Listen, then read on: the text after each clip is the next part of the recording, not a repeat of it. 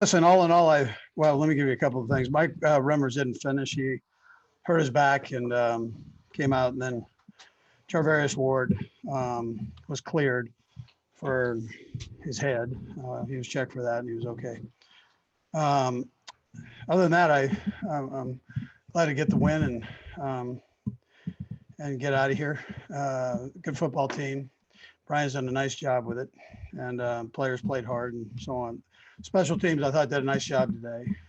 Very nice job. Their special teams are one of the top in the NFL, and I thought our guys came out and really did well. And then Bucker finished up with a big field goal there. I thought the pressure on the quarterback was good. I thought the defensive line did some nice things with the run game and the pass game part of it. Really, until that fourth quarter, we had a pretty good thing going. And then we've got to finish. We got to finish on both sides of the ball. Make sure we take care of business there. Had a lot of yards, but we've got to take care of the ball. Too many turnovers, and can't do that against good football teams. And so, I appreciated the effort the guys gave us, and I just thought that they bared down and did a nice job with it to finish it off in that fourth quarter. Anyways, time here. Let's go first to Herbie T.O.P. Go ahead, Herbie. Hey, Coach. 5 straight division titles now. What does that mean to you in that locker room, knowing that you've won 5 straight division titles? And you always preached parity, but 5 straight is pretty impressive. Yeah, well, listen, it's been obvious they don't give those away. So they give the hats away, but they don't give these championships away. So I'm proud of the guys for that. We all know that we need to keep going. So it's a nice accomplishment by the whole organization. I mean, this just isn't one person or anything else. I mean, this is a whole organization from the Hunt family down to Mark Donovan and Brett Veach. I mean, everybody's had a piece of this. So, and we all know that we got to keep going and keep improving. So that'll be the goal going forward. Let's go next to Adam Teicher. Go ahead, Adam. Hey, Andy. This is the second time in 3 weeks you've had trouble defensively finishing out a game, counting the Tampa game. I was wondering if there's something you can put your finger on that's kind of a common thread there. And Brad, I'll have a quick follow-up too. Yeah, well, I think, probably the primary thing is that we end up winning the game, which I don't want to lose focus on. They're a good football team, a playoff caliber team. So, and we could have helped out offensively too. So it was a team thing that we need to finish. And I'll take responsibility for that. I could have been more aggressive as a play caller and so on. So it starts with me, and that's where we roll. All right. Also, that fourth down you had on the final drive where you went for it and threw the pass to Tyreek. Was that a difficult decision, or were you thinking we're going for this the whole time? We were going for it the whole time. Yeah. Yeah. Let's go next to Sam Mellinger. Go ahead, Sam. Hey, Andy, kind of a general question here, I understand, but the Dolphins defensively, it looked like, especially kind of in the middle part of the game, they were focused more on coverage than pressures. But anyway, I'm just curious what you saw with that and what gave you guys trouble, and also how you guys were able to break through against a good defense. Yeah, listen, I tried to run the ball a little bit there, and they were zero blitzing, and I could have changed things up a little bit. That's my responsibility to do that. So they did a nice job.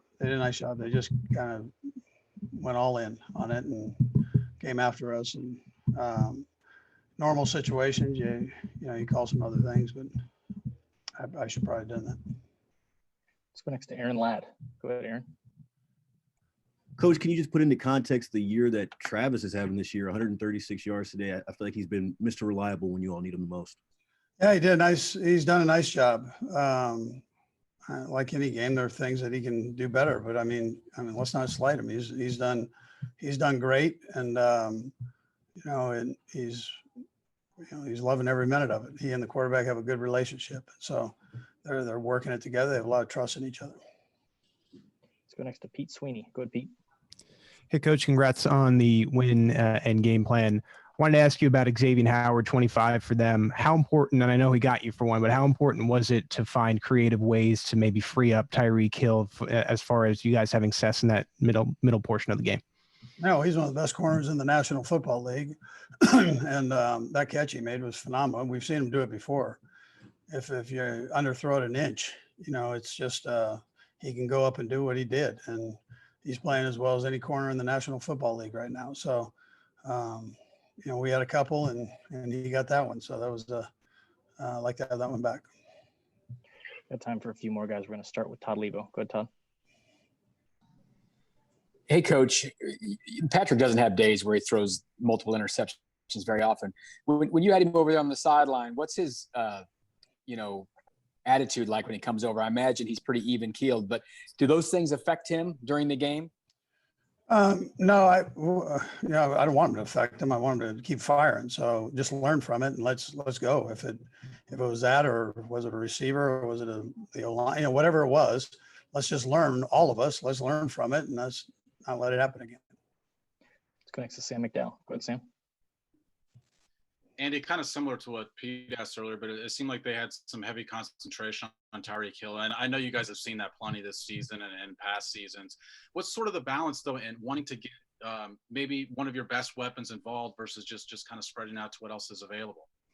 Yeah, well, Pat does a good job of doing that. I mean, he spreads it around and gives everybody an opportunity. We've got good players, and he's willing to get it to them. So, and they did. They had a plan for him, for both he and Kels. And, that's it's a tribute to Pat, though, moving people around and using his throws to other people. We'll go last to Vahe Gregorian. Go ahead, Vahe. Hey, Andy. Sort of also with regard to Patrick, I think he's played so remarkably, so consistently that I think it's easy sometimes for people to forget he's human. What does it say about him, though, that he can go through a stretch like that and then just kind of have the same sort of game he normally does? Yeah. Well, it's a tribute to his greatness. So he works through it like anybody else, any other player. He's got to work his tail off to be great. And so I don't want to slight that part either. So he spends a ton of time at it. He works with his teammates. He's engaging with them. He's honest with them.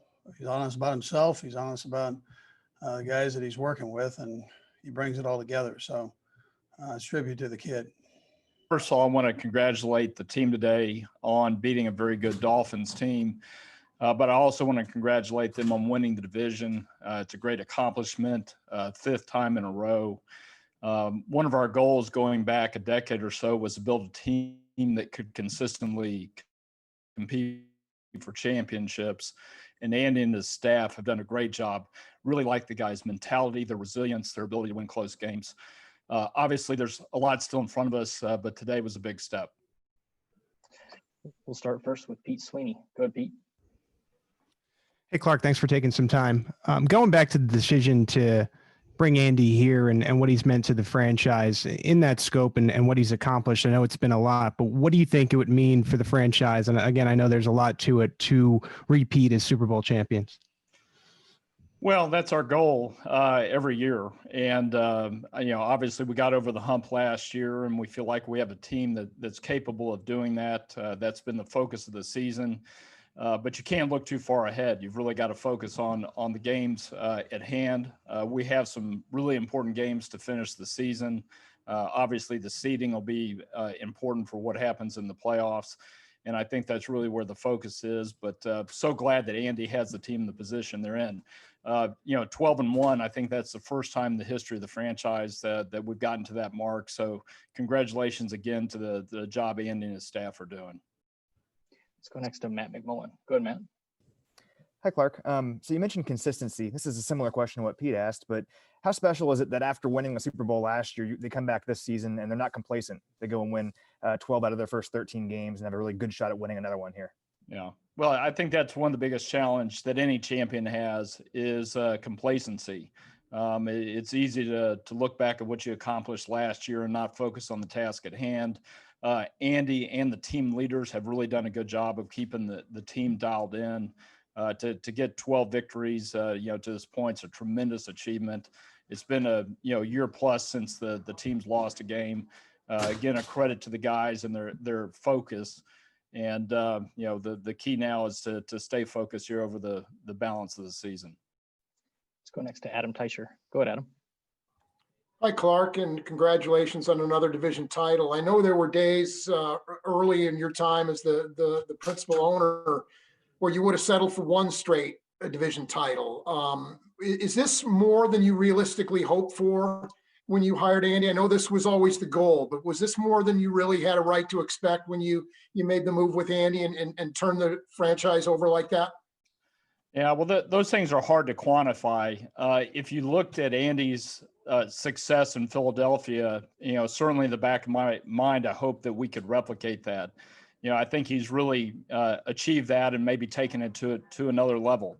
Clearly, winning the Super Bowl this February in the stadium we're standing in today was a big step there. But Andy's done a tremendous job, and we're blessed to have him. We're blessed to have the pairing of he and Patrick Mahomes. I think the two are a great combination. They work so well together and really maximize each other's strengths. Got time for a couple more. We'll go Nate Taylor and then Matt Derrick. Go ahead, Nate. Hey, Clark, thanks for doing this. I know you're aware of what's going on in the league. With today's victory, this guarantees you a home playoff game. I'm just wondering what your thoughts are as other teams in other regions of the country are trying to figure out how to best have fans in the stands, and if the team, from your perspective at all, is reconsidering maybe how many fans will be available for your home playoff game. Well, the decision on how many fans we have at Arrowhead is one that we discuss regularly with the city health directors. And we've already had those conversations. And our plan at this point is to have the same number that we've had throughout the season. Certainly we're going to continue to monitor the status of the virus and its prevalence in Kansas City. And, there could be changes coming. I certainly hope not. Today the Dolphins had approximately 13,000 fans in the stadium, and it brings a great atmosphere. And I want to give a shout out, by the way, to our fans. It reminded me a little bit of the Super Bowl when we had so many Chiefs fans down here in Miami. If you looked out from my seat, I saw a bunch of red jerseys. So kudos to our fans who made the trip. We'll go last to Matt Derrick. Go ahead, Matt. Hey, Clark, obviously, this franchise had a lot of great tight ends in its history and some guys that are in the Hall of Fame. But right now, Travis just seems to be playing on a whole different level. He's, was your Man of the Year nominee this year. What have you seen with Travis since he's joined your franchise and as a player and as a person off the field? Yeah, well, Travis just walked into the room, so I'm going to enjoy answering this question. First of all, congratulations to the year that he's having, his success on the field, over 1,000 yards again, on pace to break a bunch of records. Getting that nod from Madden as a 99, tremendous accomplishment by him, and he's such an important part of the offense and the success that we've had really for all 5 years that we've won the division. But probably what I'm most impressed by has been his growth off the field. He's a leader in the locker room, but he's also a leader in the community, committed to making a difference in the communities in Kansas City and Ohio, for underprivileged families, underprivileged children. And I'm just so proud of everything that he's accomplished in that regard and everything that he's doing. And he's a very deserving nominee for the Walter Payton Man of the Year Award. That was beautiful. What a guy, man. What a guy. We'll start first with Pete Sweeney. Go ahead, Pete. Hey, Travis, congrats on the win. I was wondering if you could break down your touchdown play, and was this one of these where you and Pat kind of were on the same page that we've talked about before? Yeah, I mean, I felt the flow of the defense. The initial play didn't work out, but Pat's like we've seen in numerous occasions and numerous situations, Pat, when he's on the run, can make things happen that most quarterbacks can't. And that was just another prime example of that. Just me kind of finding the soft spot in the defense and Pat knowing exactly where to put the ball. Let's go next to Harold Kuntz. Go ahead, Harold. Travis, congratulations on the win. When I kind of saw on the television broadcast, Eric Bieniemy kind of brought you guys over and had a little conversation there. I know when some interceptions were thrown by Mahomes. What was going on in that conversation? How do you guys go from that point on and turn it around? Well, I think Coach Bieniemy is one of the best in the league when it comes to keeping everybody together and rallying the troops, especially when, we're self-inflicting ourselves, meaning that everything we're doing right now, or at that point in time, when you saw him gather everybody together, everything was kind of self-inflicted. And we just got to, go out there and be ourselves. Can't do too much. And we have a lot of guys that can make every play on the field. That is what it is. We have a lot of guys that can do that. And sometimes, we try and do one thing more than something more than who we are. And it's uncharacteristic. And, Coach Bieniemy does a great job of reeling us all in and keeping our composure. Let's go next to Len Jennings. Go ahead, Len. Hey, Travis, I know you kind of in jest at the beginning when Clark walked off the podium, but when you hear Clark talk about you, and Andy said some very great things about you prior to them, when you hear Clark saying those things, how do you really feel about hearing those things about you? It's a blessing. I'm very fortunate to be a Kansas City Chief, and I've said it since the day that I've been here, and I've grown to know it even more since I've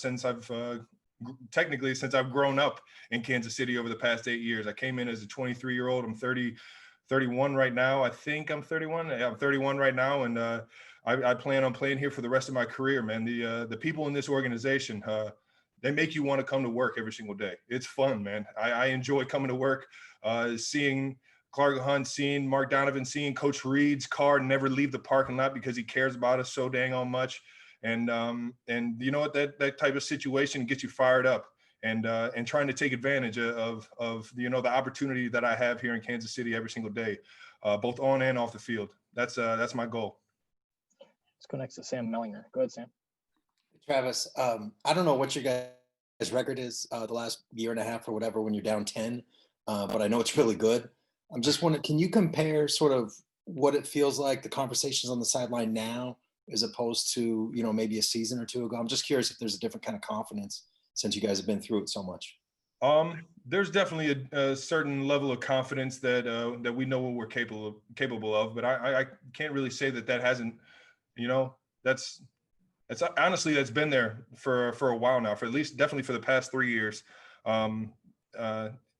We just have to, in situations like that, regrouping, gathering the troops and talking about it, and then putting words into action. It is what it is. How you're going to handle adversity? Are you going to start pointing fingers, or are you going to, man up and just do what you can do to help the team win? And I feel like we have a lot of great characters, especially on the offensive side, and I mean, offensive defense, especially in this building, and offensively as much as what we can only control what we can control, and that's don't turn the ball over.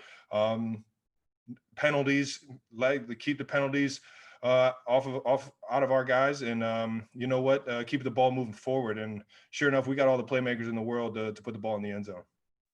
We'll go last to Adam Teicher. Go ahead, Adam. Hey, Travis, your first couple of years here, I think 3 or 4 years here, you made the playoffs most of the time. It didn't win the division. So I was wondering if you could put winning 5 straight now, AFC West championships, in perspective in terms of in that regard. And Brad, I'll have a quick follow-up if I could. I mean, that's hats off to Coach Reid, Brett Veach, a guy that has helped put all these guys together here for the last, I don't know how many years.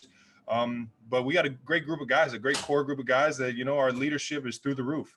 And Coach Reid has set a culture that, it's something this guy I can't even What does that right even now. say? Coach Reid has set a culture to where we just get up and roll. And we have great leaders, like I said, in this locker room. And from there, it's just going out there and doing our job and putting the work in throughout the week so that Sunday we can just go out there and play. And I owe a lot of that to Coach Reid and Brett Veach for having the right guys in the building.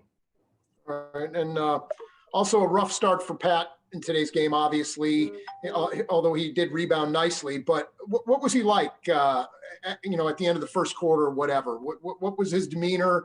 You see him get down at all? What was he like? Well, I mean, I feel like you can't just throw that on him. There's 10 other guys out there on the field. I mean, we had a few tip balls. Yeah, that always, you try and avoid that, but at the same time, it's football. Guys are going to get their hands in the passing lane here and there. And the biggest thing is how are we gonna handle that, you know? And I think Pat does it better than anybody in the league. Is when adversity hits, his level of play goes up, and we rally and we follow the leader on that regard. Let me take this towel off. Pretty Hey. hot down there in Miami. It is. Are you ready for us? Ready to go. All right. We'll start first with Aaron Ladd. Go ahead, Aaron. Patrick, you just tweeted you have a love-hate relationship with the stadium down there in Miami. Describe that relationship for us.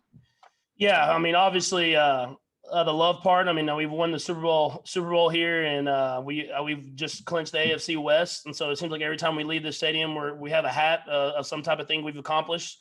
But then the hate part, I feel like I have half of my interceptions. It seems like at this stadium. So obviously, a little bit of a joke. I mean, whatever way we win football games, I love it. But at the same time, it was just it's just ironic that it had to be at the stadium. Let's go next to Matt McMullen. Go ahead, Matt. Hey, Patrick. I want to ask you about the fourth down play. Can you walk us through that play? And also, what's it mean to you that coach trusts you to throw the ball in that situation? Yeah, I mean, it just comes with the experience of being in those situations before.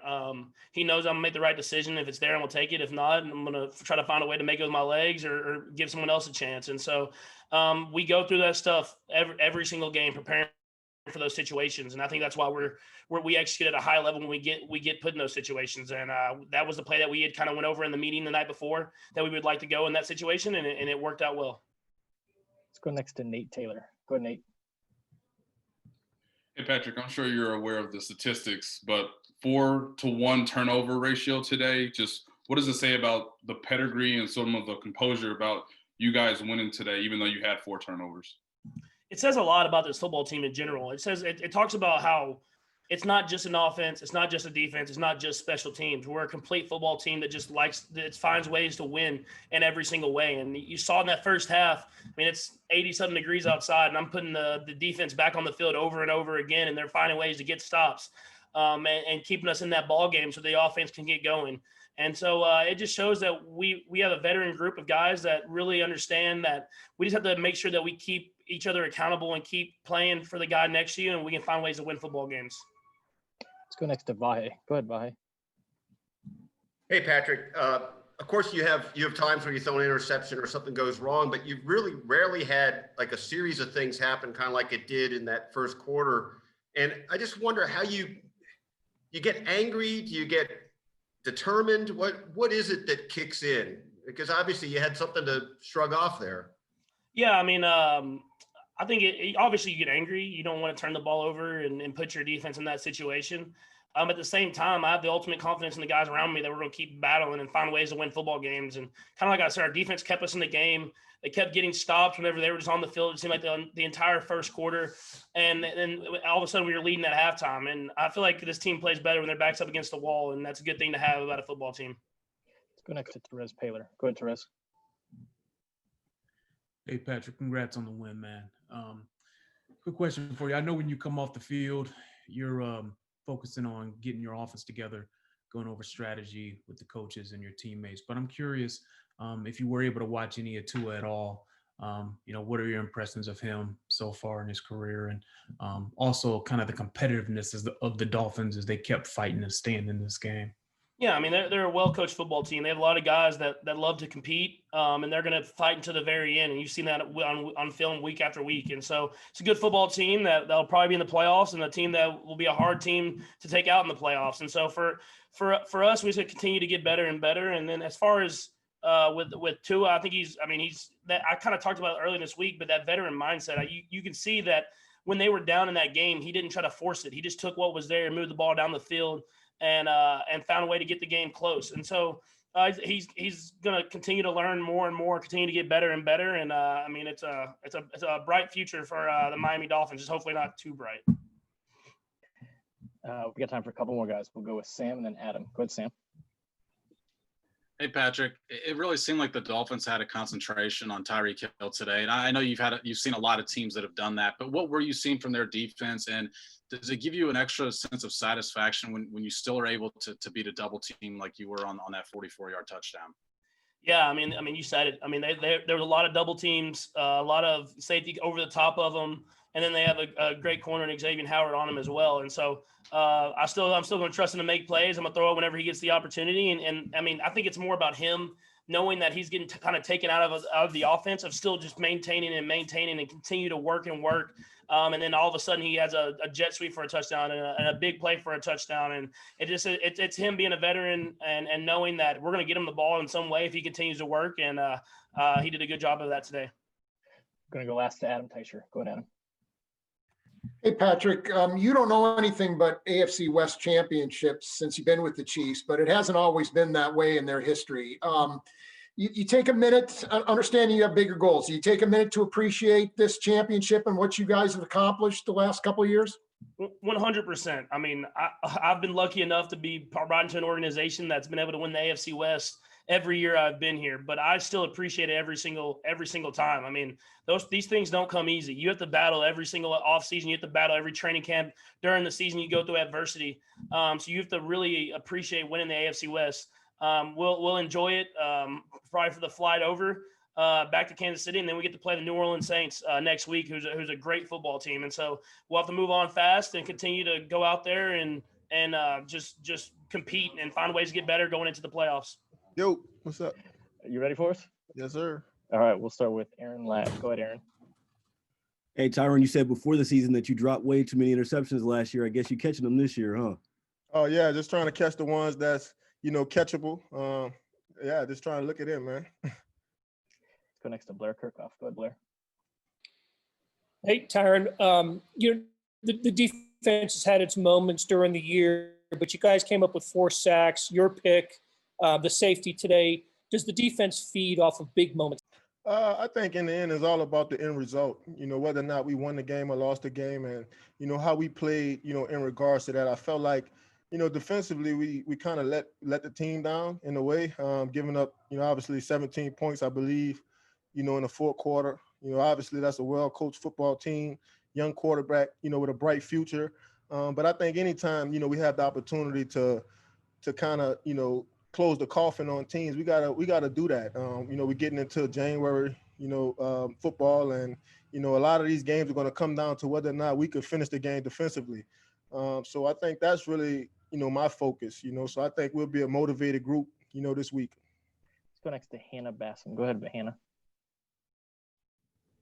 Hi, Tyrann. Congrats on the win. I just, I'm thinking, I know as an organization, the Chiefs are really focused on achieving success this season, but do you ever reflect on how by playing football the way that you do and by being a role model for our community, you really have the power to bring positivity and hope and even a sense of normalcy to our community and our region during these difficult times? Yeah, I think obviously that's a great responsibility.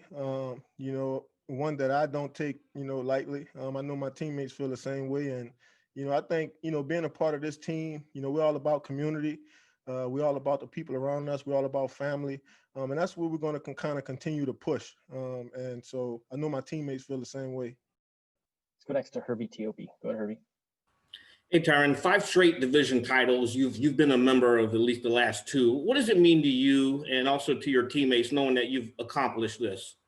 Well, I think it just says a lot about our coaches, the organization and, all the things that they've invested, into this program. And obviously the players, believing in that, they're divisional champion type players, conference champion type players. And so I think really, it's just about the group, everybody, believing in the people around them. And, but wow, it's such a great standard. Not every team can say that they've done that consistently. So hats off to, the Hunt family, Coach Reid, Brett Veach, all those people that, play those critical roles. Got time for a couple more guys. We're going to go Matt Derrick and then Pete Sweeney. Go ahead, Matt. Hey, Ty, this was obviously a pretty tough game. I mean, it was a little pushing and shoving on both sides. And, maybe it looked like there was a hit that you took early that kind of got you fired up. What was kind of going on in the field? I mean, was there a little bit of jawing and pushing back and forth between you guys? Nah, this is football, man. This is like the highest level of competition, right? Like every player is important and every rep is going to get coached. And, you never want to be that guy that's not showing the fight, So obviously coming into this game, we knew it was going to be a fight, well-coached team, great defense, got playmakers on offense, young quarterback that's going to be really good in this league. So we knew we were going to get those guys' best shot. It's all about just standing up for the fight. I thought my teammates did that. Obviously, I thought we finished the game well. We didn't play too well in the fourth quarter. But yeah, it's all about showing fight. No matter if you're a champion or you're a contender, it's all about showing that fight. So and I think my guys showed that today. We'll go last to Pete Sweeney. Go ahead, Pete. Hey, Tyrann, congrats on the win. We always look at you as one of the leaders of the locker room, and we know you guys didn't have Damian today, and Willie Gay being a top pick with some of that pressure. How have you seen him develop, and how'd you feel like he rose to the occasion today? He's a mature young man. I'm so impressed with him and, really his character. Not everything has gone his way this season. Pretty sure he would, wanted to be, a day one starter, but he's kept his head down. He's always prepared in meetings. Coach is calling on him. He always knows what to do. He always knows the answer. And I think that's all you can ask for, from a young player, is a guy that's just committed to the team. And I think Willie shows that, each and every week. And, it's going to take for guys like me and Chris and Frank and, Hitchens to step up and continue to encourage him. Because I truly believe at some point in the season, he's going to make some big plays for us. And he's going to be one of those guys we lean on, especially going forward.